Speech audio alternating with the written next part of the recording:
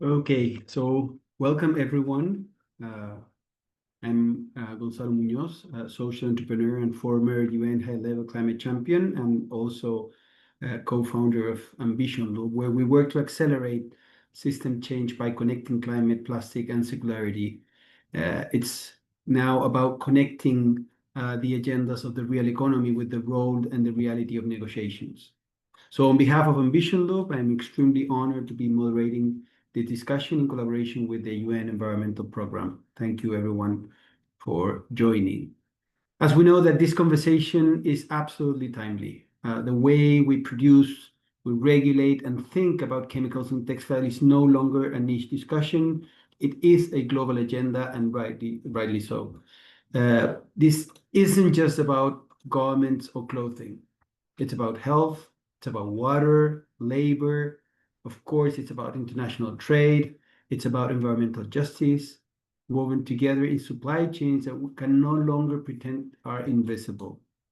The textile sector has often been under-addressed in global chemical governance, despite being one of the most chemically intensive industries.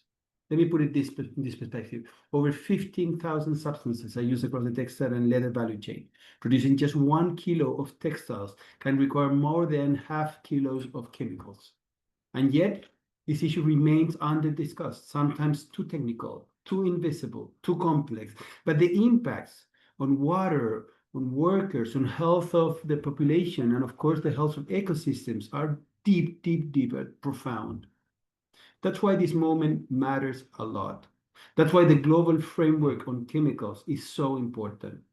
And that's why we're here. In 2023, governments adopted the Global Framework on Chemicals, the GFC, a bold international agreement to manage chemicals and waste more effectively across all sectors. And this week, from June 24th to June 27th, the open-ended working group of the GFC will meet for the first time in Punta del Este, Uruguay. Is where the INC process also started some 2 more years ago. So it's connecting. And it's just not just another technical meeting. This is where the architecture of implementation will start. The resolutions will be discussed and programs will be outlined. So momentum will be built. The discussions happening in Punta del Este this week will shape how we manage chemicals across sectors, and textiles will be part of that story. If we make it so, and then who is in the table, of course, matters. So this webinar is a way of leaning in ahead of that meeting, highlighting what's at stake, highlighting what has been done and what is being done, and what remains to be challenged. So I'm thrilled to moderate this conversation today on behalf of Ambition. We've spent the last year making sure plastics and textiles aren't side notes, but central to how we understand and correlate pollution, health, climate, and circularity. Working closely with UNEP, who've been leading this space with rigor and consistency, has made it possible for Ambition Loop to convene and to connect the highest number of stakeholders with these international agendas, to connect the incredible work that so many initiatives are doing, to coordinate and then hopefully also to scale them. What we need now is engagement, not just from policymakers, but from the entire value chain, from sustainability teams, scientists, manufacturers, engineers, brands, designers, and of course, investors. Today, you'll hear perspective from science, policy, and advocacy. So if your organization isn't yet connected to the GFC, ask yourself, why not? Whether you represent a brand, a government, a research institution, or an NGO, you will feel the effects of these decisions, and you also have the chance to shape them, because this is moving, and it's moving fast. So let's begin. And before we dive in, just a quick note on how we're going to run today's session. We're recording the webinar, so we can share it with all of you afterwards, along with some useful links, contacts, and of course, any resource. So don't worry if you miss something, or if you wanted someone else from your team to participate or to be here today, you'll get it in your inbox soon. We'll also have a short Q&A section that Clarissa from Ambition Loop team will manage towards the end of today's session. But feel free to drop your questions into the Q&A box at any point during the session. Our panelists will try to respond in the chat if we run out of time to address everything live. So going into our first presentation. So someone who's been leading this work globally with really depth and dedication. I'm really happy to welcome Bettina Heller, the Program Officer and Textile Lead at UNEP. Bettina coordinates UNEP's global work on sustainability and circularity in the textile value chain, both through research and country-level implementation across Africa and Asia-Pacific. Bettina, thank you for being here. Thank you for the work you do. You have the floor. Thanks so much, Gonzalo, for this very nice introduction. And thanks, everyone, for joining us today. Really excited that we have a good turn up here. I'm just going to start sharing my screen, and hopefully that is working. So yeah, also from my side, really pleasure to have this webinar jointly with Ambition Loop, and very excited about all our speakers today. Gonzalo did say it's an interesting week for us. There's a lot happening at the moment in the space, and the open-ended working group will commence very soon. So we're happy to have this webinar just before it starts, to hopefully also help some of you who might not have engaged in that space yet to understand a bit better what it's all about and how you can get involved.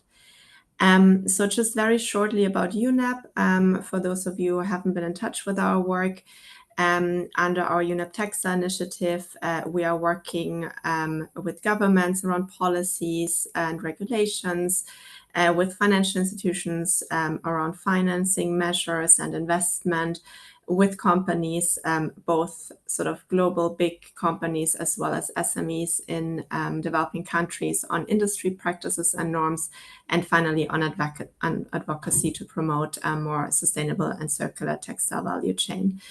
In terms of our focus areas, chemicals is very strong on this. So eliminating hazardous chemicals is one of our primary objectives with this work. But you will see also the others that are listed here, which are scaling of circular business models and addressing overproduction, overconsumption. They're, of course, very much linked to the chemicals agenda. Because we, first of all, need to make sure that we phase out hazardous chemicals and then ensure circular practices. In terms of what we're here to discuss today, so for those of you who have not yet heard about the Global Framework on Chemicals, Gonzalo already mentioned it was adopted in 2023. So it's a relatively new framework. What's very exciting here is that it was adopted by delegates from around the world, from governments, but also from civil society, from industry, from academia and youth. So it's really a multi-stakeholder framework and bringing together a broad range of different profiles, and it's very enriching to have these different voices in the process. At the core of the global framework are 5 different objectives, which you can see here. I'm not going to go into each of them, but under these 5 strategic objectives, we have 28 targets that are to be achieved either by 2030 or by 2035. And that really try to cover the range of measures that have to happen to take action on sound management of chemicals and waste, and to move towards more sustainability. Now, what's of particular interest to us is how to engage the textile sector in all of this.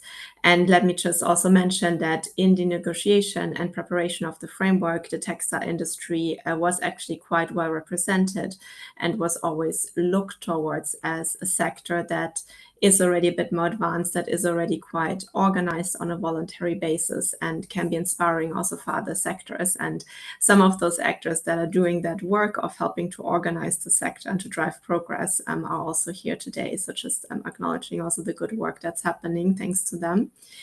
Why industry engagement in this framework? There is one specific target D6, that speaks about this industry engagement. And it is about making sure that here it's a 2030 target. We have sustainable chemical and waste management strategies that are developed and implemented for major economic and industry sectors. So textiles is one of them.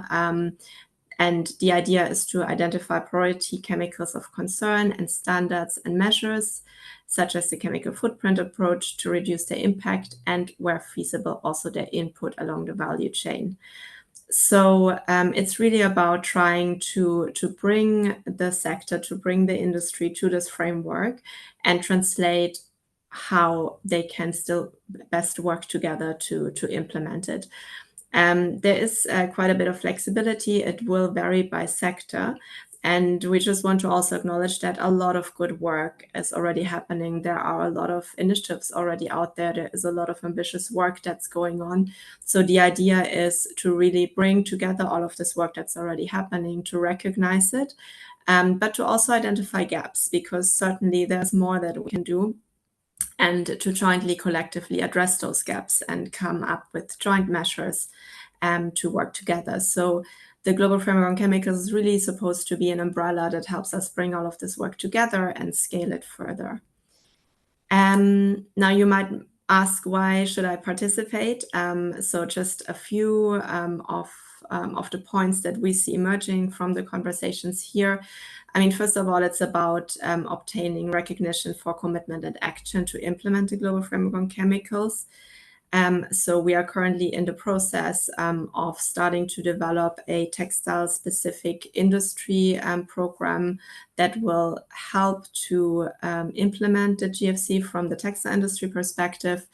And one very strong focus is to acknowledge the existing work and to bring existing initiatives under this umbrella, and make sure that lessons learned are then shared also with others. So this goes into joining exchanges with peers all around the world. We also feel that the GFC is an opportunity to link up with like-minded stakeholders, to learn from each other, but also identify new collaboration opportunities, find initiatives to tackle joint problems and to really work together. And we're happy to help provide that platform also. It's of course about advancing development of harmonized approaches also, so really trying to see how can we best coordinate existing tools and solutions, also with a view to resource savings. And we also hope to bring a lot of innovation to the table, that the GFC will help us all gain insights into emerging approaches, into innovation across the value chain, and learning also about opportunities to access financial resources. I've spoken a lot here about the textile industry engagement, but just to reiterate that the GFC, of course, is cross-sectoral, and there are other sectors that are also coming together. For instance, there is a program that is also being discussed for the electronics sector, and the GFC can also provide us an opportunity to learn from other sectors, and to share cross-sectoral approaches. Now, how to be involved? Gonzalo already mentioned it. We're just about to go into the first open-ended working group meeting in Uruguay this week. We invite you as a very first step on how to get involved to join that working group. Part of the sessions are in hybrid format. We'll share the link in the chat and you can look at all the sessions. I would like to draw your attention especially to the multi-stakeholder day, which will take place Thursday of this week, and where we will have a session on textiles that looks at how to align existing initiatives with the targets of the GFC. And we'll hear from experts on 3 priorities that we've identified so far. One of them is around addressing chemicals of concern and their replacement. One is about transparency and traceability, and textiles is a very important enabler when we talk about chemicals. And finally, also around community and occupational safety and health. And we'll also share the link with you so you can listen to the session. But I also invite you to check the wider program, because there are other sessions, for instance, on attracting more financing in the space, on chemical footprinting approaches, and others that are not specifically on the textile sector, but might be very relevant for you. And we're happy that the session on textiles is organized jointly by us with ZDHC, who are also here today, PAN UK, and Ambition Loop. And beyond that, it's really an inclusive process. So we invite you to get involved. We'll share with you also the link to the UNEP newsletter, where we're going to share any news about the framework and how you can get involved. But our timeline is that we want to help convene the industry to develop an implementation program for textiles under the GFC for adoption at the first international conference of the framework, which will happen next year. We do not yet know the exact months. And we hope to bring as many voices as we can. Thanks so much. Thanks so much to you, Bettina. Great to do for all of us to have not only the information, but the invitation as well. So with that now, I'm delighted to introduce Olga Speranskaya, scientist, environmentalist, and double Goldman Environmental Prize winner. Olga was also named a UNEP Champion of the Earth for her groundbreaking work in Eastern Europe and Central Asia. Joining her is also Alexandra Karebo, a political scientist and social psychologist whose work focuses on chemical policy, sustainable production, and environmental justice. Together, they co-founded Hedge Support, a global NGO supporting communities denied the right to health and a safe environment. So Olga, Alexandra, thanks for joining. You have the floor. Thank you so much, Gonzalo, for this nice presentation. And health environment justice support that we represent here primarily focuses on enhancing chemical information, transparency, and traceability in materials and products, with an emphasis on textiles and plastics. And next slide, please. So consumers, regulators, and investors are increasingly demanding transparency about the chemicals used in everyday products. And in response, companies in various sectors are adopting chemical disclosure mechanisms to build trust and ensure safety and comply with regulations. And in this presentation, we want to discuss international, regional, and sectoral developments related to transparency and tracking of chemical information in textile products. And next slide, please. So as Gonzalo already mentioned at the beginning, chemicals are constituents of materials and products, including textiles. And some of these substances are persistent organic pollutants and endocrine disrupting chemicals, including brominated flame retardants and PFAS, persistent organic pollutants, and others. And next slide, please. So the use of harmful chemicals in textiles has consequences for health, social and economic well-being, and the environment. For example, our ongoing project in Bangladesh, implemented jointly with Hey Support and Bangladesh NGO ESDO and German NGO Femnet, includes community monitoring to identify chemical exposure caused by the textile industry. And we have already identified the presence of toxic chemicals in the effluent of textile producing facilities, which contaminates the water used by the affected communities, leading to severe health consequences and the loss of economic and social well-being. So chemicals, including heavy metals and endocrine disrupting chemicals such as PFAS, phthalates, short and medium chain chlorinated paraffins, are already detected in wastewaters at concentrations exceeding international, EU, and national standards. So obviously, these results underscore an urgent need for improved wastewater management, strict monitoring, transparency of chemical information, and the replacement of hazardous chemicals with safer alternatives in industrial product manufacturing processes. Next slide, please. So it is obvious that sound management of materials and products, including production, use, and disposal, is only possible if informed by data on their chemical composition. So to enable this, it is important to agree upon criteria for chemicals of concern for disclosure and tracking. And once we have agreed on the criteria, we can establish a negative list of chemicals to be disclosed. So then we need a harmonized approach for disclosing the presence, identity, and hazard class information for chemicals in manufactured materials and products. And in practice, this means establishing a harmonized disclosure standard. So why harmonized? So without harmonization, we must contend with multiple standards, inconsistent product safety levels among various manufacturers and jurisdictions, and unnecessary costs associated with verifying these standards. And finally, we should link disclosed chemical information to individual manufactured items to establish traceability through a combination of physical markings or labeling and digitally stored data. And next slide, please. So the first voluntary agreement that focuses on chemical information disclosure is the Chemicals and Products Program.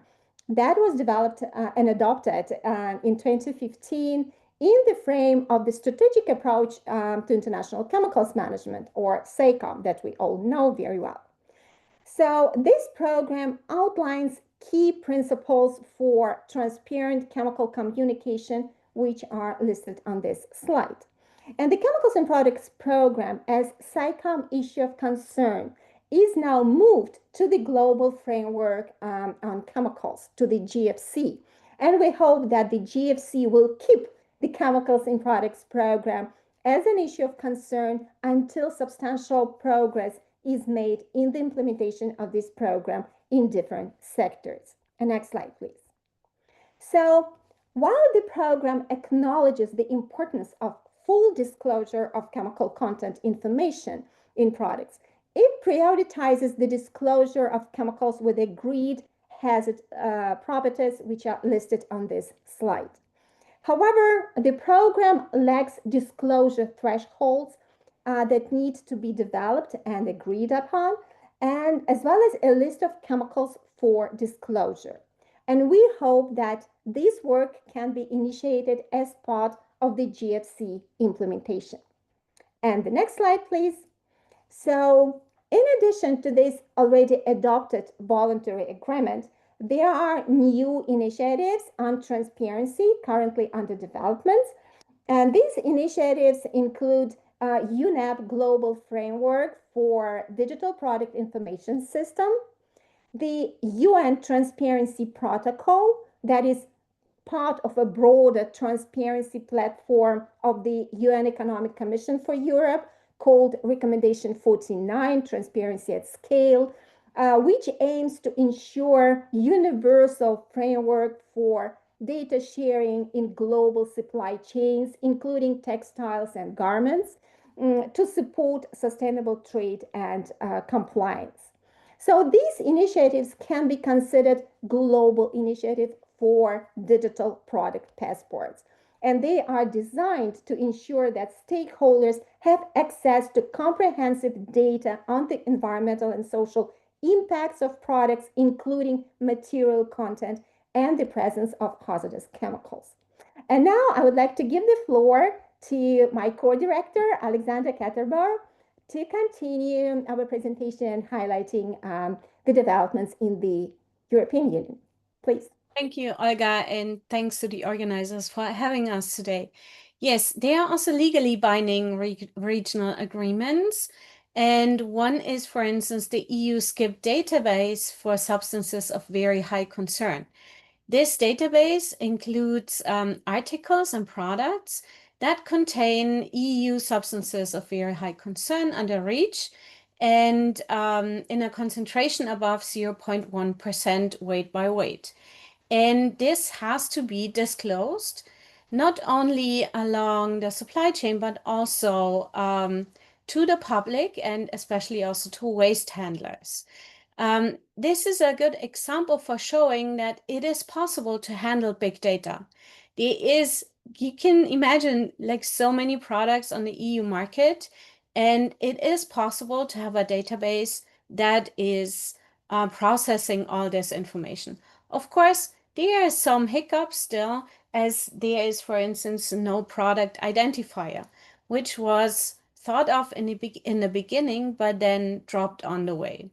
But this would also technically be doable.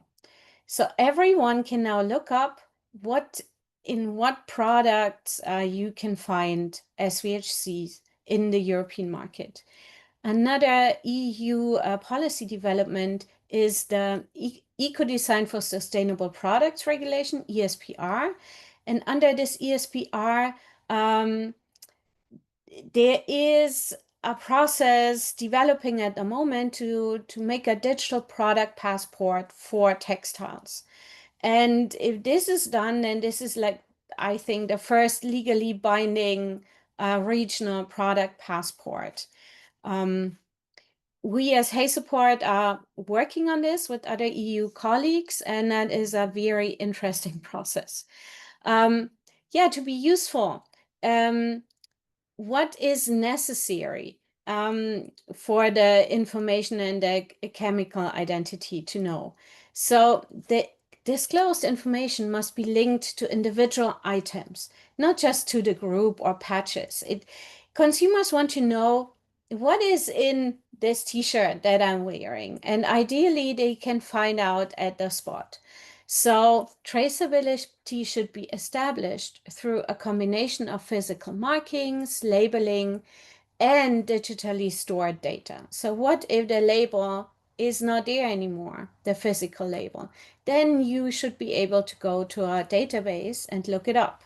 And not only for consumers this is relevant, also this is highly relevant for regulators, for instance, or downstream users. Of course, there is no fit-all solution for markings and labels, and it always depends on the material and the product and how the life cycle looks like. These labels should be, of course, durable and readable for as long as possible throughout the whole value chain. In the textile sector, we already have like various certification schemes like Blue Sign Gods, Blue Angel, Green Button. The last ones are German ones. And we have, of course, initiatives like ZDHC. We will hear later from them. And there is already a lot going on a number of hazardous chemicals to be phased out. Also for this work, transparency and traceability for chemicals is essential. Only if you know it, you can control it or you can phase it out. And also, we want to emphasize that if a harmful chemical is removed, then also the replacement has to be disclosed and evaluated. So, because as we know, not every substitution is a safe substitution. The common challenges for like the whole value chain, of course, and for many companies is it's complex data, of course.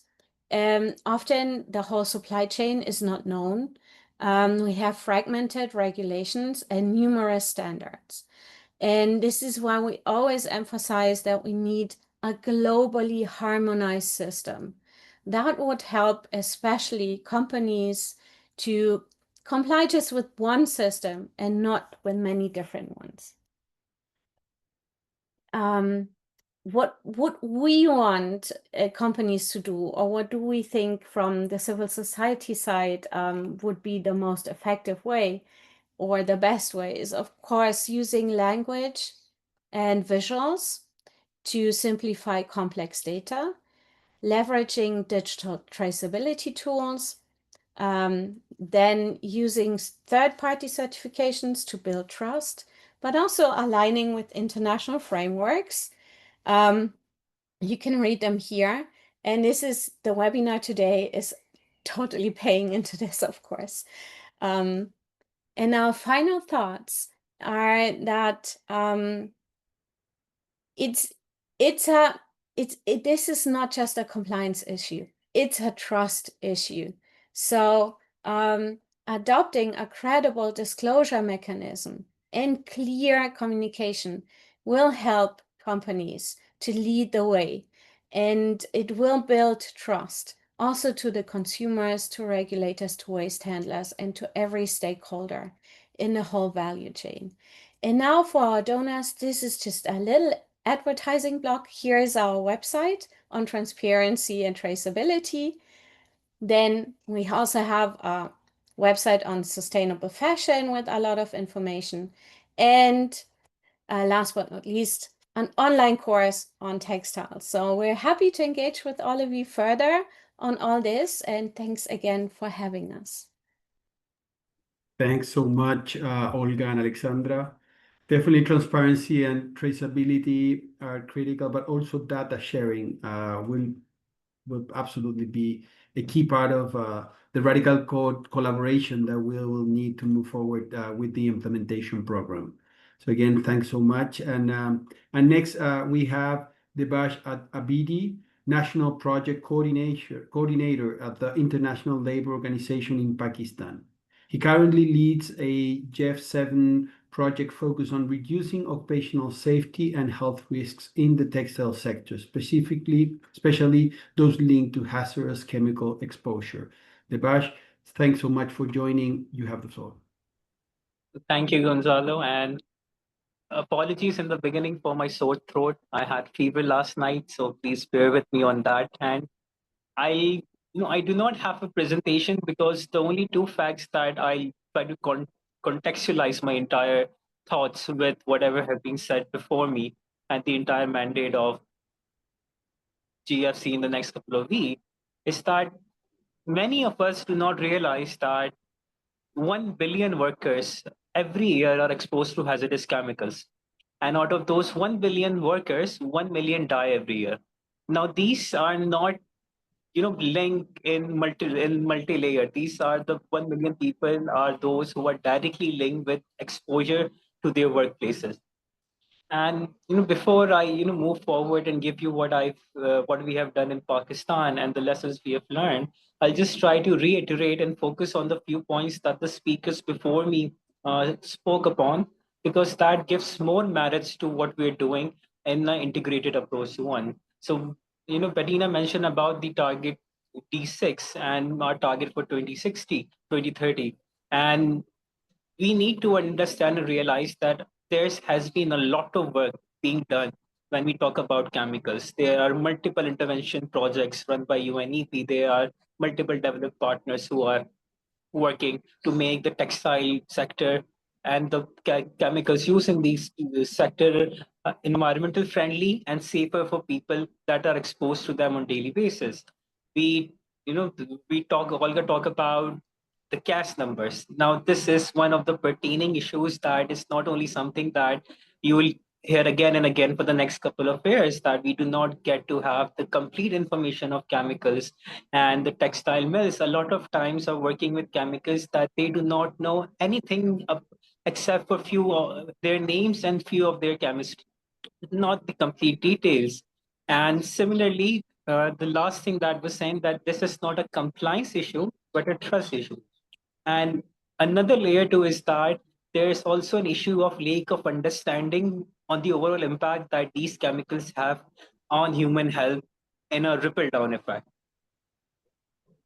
What ILO's mandate coming to the global framework chemical is a very simple one, that up till now, despite doing multiple things to address the hazardous chemical in the textile sector, both environment and the human health wise, we have been working in silos.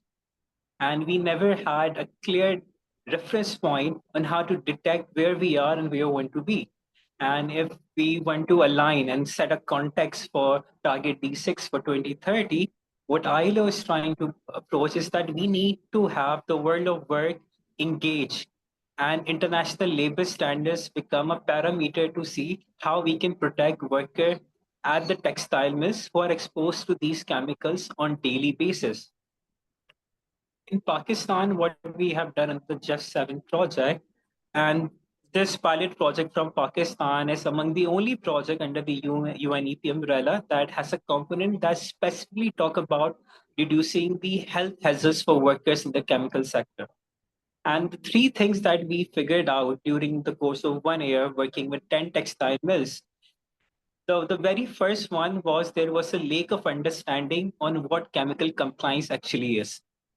When we used to start engaging these textile mills, and we used to tell them that there's a capacity building program focused on improving the sound chemical management, the default answer is that they do not need these kind of intervention, and they do not need these kind of capacity building programs because they are already well compliant. And then we used to hear this list of certifications that they have, and ZDSC was one of them, and multiple layered. And at that point in time we had to educate them a bit little that all the certification that you're putting us are all valid, and or are something that you need, you're making your case strong. But all of these certification, all of these compliance are environmental compliances. What are you doing to make sure that the worker who is working in textile mills, in dyeing processes, in bleaching, in coloring, in washing materials, who's getting exposed to these chemicals on daily basis is not getting affected? Second thing that we realize is that even in the textile mill and the larger community health wise, people do not understand what occupational diseases are. And I'll give you a simple example for that. So our project was based on 3 layers of intervention. The first one that we reviewed the current chemical risk assessment from starting from procurement to final disposal stage, like from procurement to transportations to use and handling, waste collection and disposal part. Is there any exposures to any human worker, be it textiles own worker or outside uh, outsourced worker, to understand the overall chemical cycle that what they're doing. The second was to sensitize worker on international labor standards. And this is something that we faced a lot of resistance on. Because if you're going to a textile mill and you're telling them that we're going to tell your worker that if they do not understand the chemicals they are using, and if they do not understand the health implication of these chemicals, then they have the right to say no. And they shouldn't work unless they are satisfied with that. And the last thing was creating health monitoring mechanism at textile mill level. Now, what this basic thing was that we wanted to ensure that the workers who are working daily with these chemicals have enough understanding that what are the initial symptoms of occupational diseases that are linked with hazardous chemicals in the workplace. One part of our project was to gather some sort of data or build understanding on these diseases. And we have visited these multiple hospitals in Karachi, Sindh, that are run by Social Security institution. And we met with around 20 workers. And one particular case, that defines the overall impact of this entire lake of understanding with chemicals is that a worker who is working in a textile mill for last 6 years, he comes to this hospital with his 6-month-old daughter, and the daughter has rashes all over her face. And initially, they did not realize that her father, whose daily job is to mix paint and mix chemical paints in textile mills, coming back to his house will still have some sort of toxicity in his hand that is going to impact the little girl. So that creates, builds a case that if you really want to bring a change and you really need to start creating impact and achieve some sort of tangible results by 2030, the basic thing that we can do right now is to make these information on occupational safety and health and on early symptoms of these exposure to chemical make available for workers and at textile mills and to the relevant stakeholders. Because even right now, one of the main compliance issue that we have, and let me say this again. This is something that we also invited 3 of the fashion brands who have a very hectic due diligence report, and we shared these reports with them. Even they were surprised that this is something that we haven't had an eye on. And the common understanding is that we still do not understand that how important it is to understand what occupational safety health really is and how it needs to create a larger impact going forward in times. So through ILO and this, and contextualizing what we have done in Pakistan and what we are expecting from next few days in the global theme of chemical is that we need to integrate international labor standards and we need to prioritize that how we can make these diseases more informative in exposures because we need to go beyond by small incidents that happen in textile mills and small indications that happen to one of your workers. The long-term impact of these chemicals, which is the main case that's impacting millions of people around the world, that's the main case that we need to address and handle beyond textile mills that goes beyond. And the basic information is two layer. One, that we need to have clear, transparent information of what is the chemistry of chemicals that are coming into the textile mill that the two speakers, reiterate before me. And the second is that we need to have a list of occupational diseases that these chemicals are causing. It's not only skin diseases, it's chronic kidney diseases, it's respiratory, it's heart diseases, it goes to, beyond what you think. ILO has a very, very comprehensive report back, which was published 10 years ago that lists around 80 to 100 occupational diagnoses that were linked to only hazardous chemicals. So, I know I'm a bit over time, so I'll just rest my case over here. And yeah, over to you, Gonzalo. Thanks so much, Devasha. Those exposures numbers are deeply concerning. Of course, thank you for highlighting them, but also to put somehow a name and a face to the huge challenge and drama that we're confronting. So, people often don't realize just how serious this issue is and how personal it is for so many millions of people around the world. Thanks so much for bringing the human element to that conversation. And as we know that also capacity building and access to data in the workplace should be treated as a basic right, but unfortunately it is not. So we definitely have a common understanding here. Thank you. So finally, we welcome Jane Koopmans, Head of Collaboration at the CDHC Foundation. CDHC's Roadmap to Zero program is a multi-stakeholder initiative working to eliminate hazardous chemicals from fashion supply chains globally. So Jane, thanks so much for joining. You have the floor. Thank you, Gonzalez. I hope everyone can see my screen. I'll make it big. I'm not going to do the case of why CDHC exists. I'll just explain a little bit what CDHC does and what kind of initiatives are already out there, and what I might touch on some of the issues that some of the other speakers have mentioned and the conversations that are going around there in the textile industry. So for everyone that doesn't know CDHC, so CDHC is a foundation, a Dutch-based stichting that basically works with the entire textile, leather, apparel, footwear value chain to eliminate hazardous chemicals and to therefore hopefully get to a world where better chemistry leads to the protection of life, land, air, and water. So all of the issues that have been mentioned, whether it's occupational health and safety, whether it's wastewater, whether it's air emissions, are covered under our program. And we really hope that we can drive the value chains to achieve these highest standards. So ideally, we go beyond legislation. So we think legislation is a great thing, but we want to push the world to take more, or especially the industry, to take more responsibility and take it a little bit further. So just so you know, we're, as mentioned, we're a foundation that is also a multi-stakeholder initiative. And we have over 360 organizations that are members or affiliated with us. So that means they are committed to implement our program to really eliminate hazardous chemicals. as you can see, we have brands, we have friends, which can be friend brands or vendors that are basically ZDHC light, suppliers, approved solution providers, and associates. And associates can be anyone from another organization that has a similar program or to universities. Just a quick overview, because I know we're running out of time, so I'm going to rush a little bit fast. So these are all of the signatory brands and the friends and the vendors. So there's quite a lot of people that do already find chemistry very important and make sure that they want to know which type of chemistry is in their products and used in their supply chain, and start by eliminating the worst and getting more and more chemicals phased out in this process.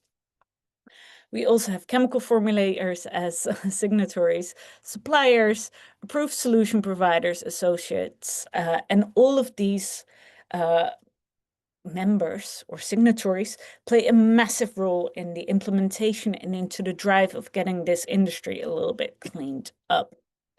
As mentioned, we are a foundation and we want to create a better place in this world.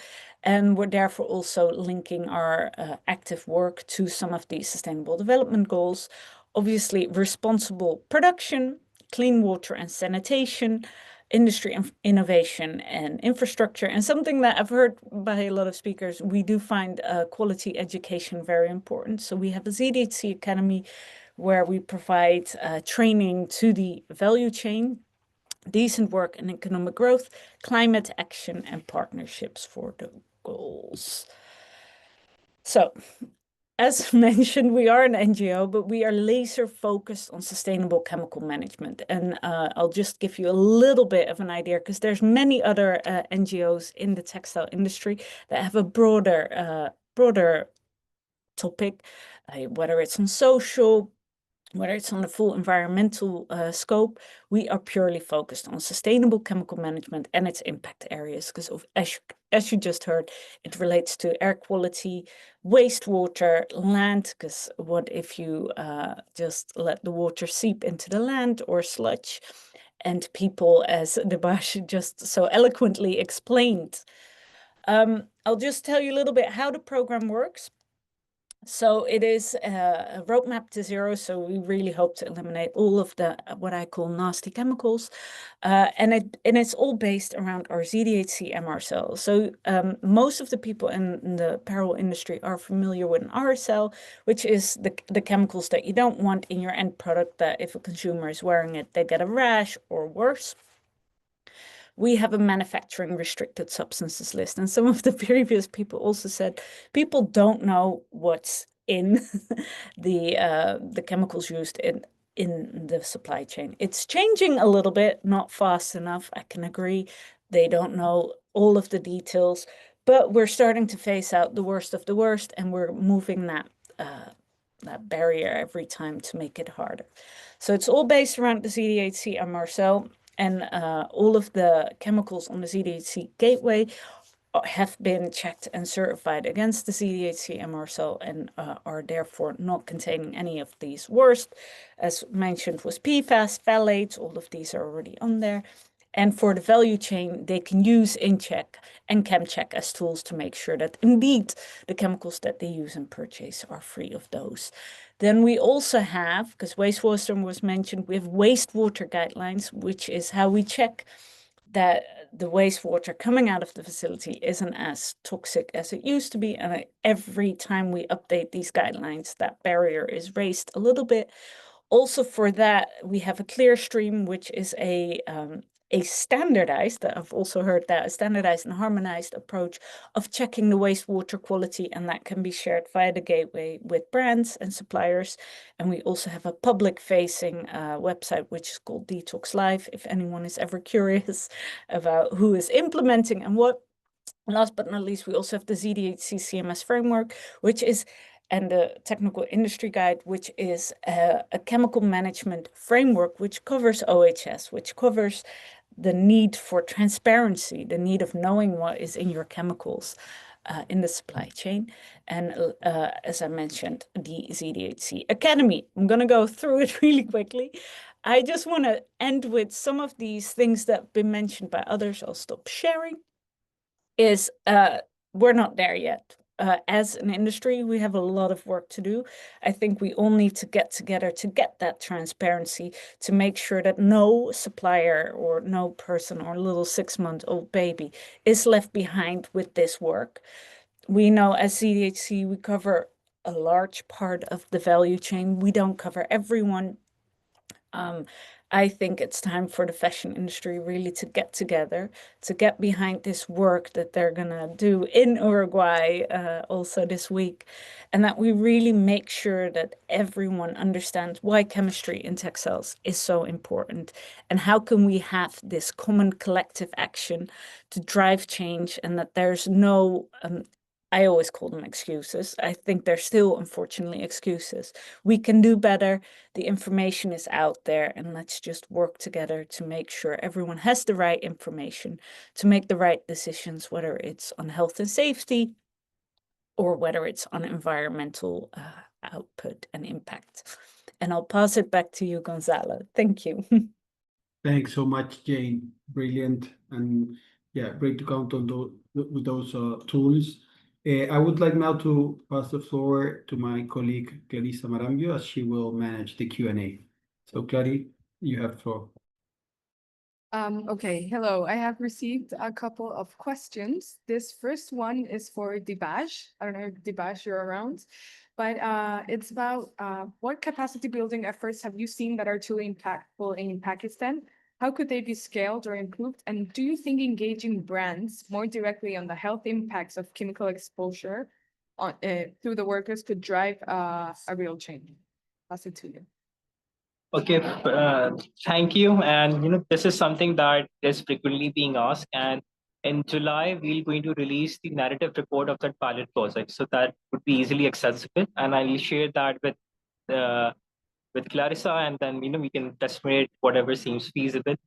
So it's a very simple capacity building. And let me tell you that when we started this capacity building, it had a lot of resistance because they thought maybe we'll try them to revamp their entire operations. That was not the case. The very simple things that we needed, if they are using the right PPEs or not, and a mindset that PPEs are not the only point of safety and health for a worker. There are multiple things you can do beyond that line of vice too.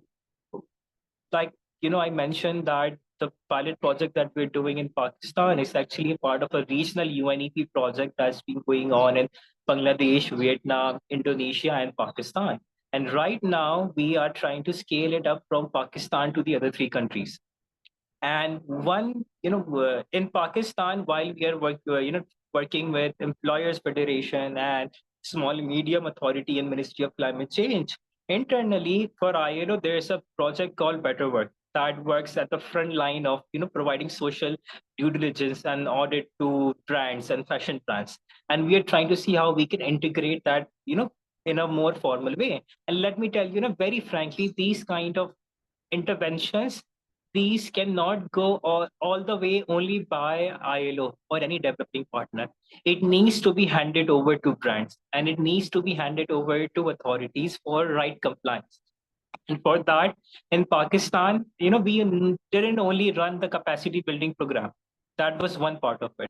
With capacity building programs, we did compliance labor checklist, because the labor checklist that make sure textile mills are complying with OSH, they were outdated too. And in Pakistan, we have started gap assessment of ILO Chemical Convention C170. So it's factory level intervention, it's institutional level intervention with labor department, and it's policy level interventions with the ministry in ratifying international conventions. And it can be done along the lines, so, and this needs to be handed over to people who can do it sustainably. We can't do it for next 5, 10 years, 2030. So I think by beyond 2026, we are trying to see how brands can come in and government can take in and take this forward. And we'll be very happy to, have conversations with brands who are interested in this. Thank you so much, Debash. Now I'll pass it quickly to Olga and Alexandra. There's a question about how can the digital product passport be designed to generally improve transparency around hazardous chemicals rather than serve as a checkbox exercise. Could you please tell us what is a must for a digital product passport to cover not just product composition, but also chemical safety and social impacts across the value chain?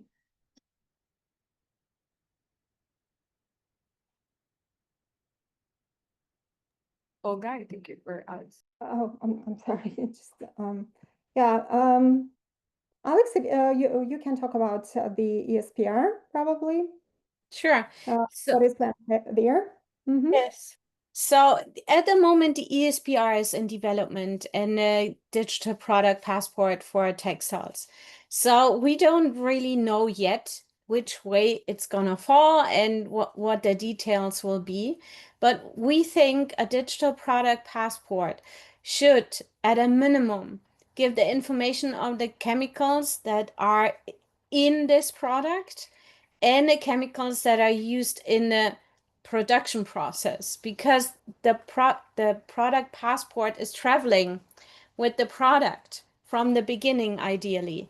So this should be there, including hazard information, including of information that you should also find on a for instance, on a safety data sheet. So people should know, workers should know what they have to do if there's contamination. Ideally, it includes like all relevant information. And then, of course, waste handlers also need other kind of information, and consumers also need a different kind of information. We always think that, or there's an argument that we hear, yeah, but so much information is not needed. It is needed because different stakeholders need different information. And then you have, for instance, consumer informations that make it fit to their audience. So it's not about pre-selecting. It is about including what you can, what everyone needs, and then the way you communicate it later could be different. So this is what we envision of a digital product passport. And not to forget, it's super important also coming with the database, because the database, for instance, can be very important for developing countries, because then they can check what is coming into my country. And they may not need like expensive tests and laboratories. They can check the database, and that can help them to base their regulation on data that fits to their country. And yeah, so I hope I answered this. Olga, do you want to add? I just want to add, so at the beginning, I noted that there is UNEP Global Framework for Digital Product Information System that is currently nearly finalized. And hopefully that it will be adopted already next year and probably even presented at UNEP. But the case is that this system does not currently provide a specific centralized list of chemicals for disclosure. But instead, it serves like, I can say it serves like a blueprint for creating systems that can integrate various types of product and sustainability data, including chemical information. And people who develop this system is they are now trying to have like case studies in developing countries and see how this framework will be operationalized in these developing countries, whether it is useful, whether it is easy to use in these countries before this system is adopted and presented at UNEP. So regarding the recommendation 49 of the UN Economic Commission for Europe that I told you about in the beginning, it does not include a specific list of chemicals for disclosure either at the moment. But instead, it provides a framework and a policy guidance for enabling a digital transparency in global value chains, particularly to support environmental, social, and governance criteria and sustainability claims. But they also will include material content, which includes chemicals. So these initiatives are, as I said, they are designed to ensure that stakeholders have access to comprehensive data on environmental and social impacts, and including material content. And they can be considered like global initiatives for digital product passports. Thank you so much, Olga and Alex. We have a couple of more questions, but we're running out of time. But we're going to send the recordings, and within that, we're going to send the information of the speakers for us to continue engaging. And I'll pass it to Gonza for the final speaking. Thanks so much, Clarissa. Thank to not only to you, but also to all of our speakers and everyone that joined the call for being part of this conversation.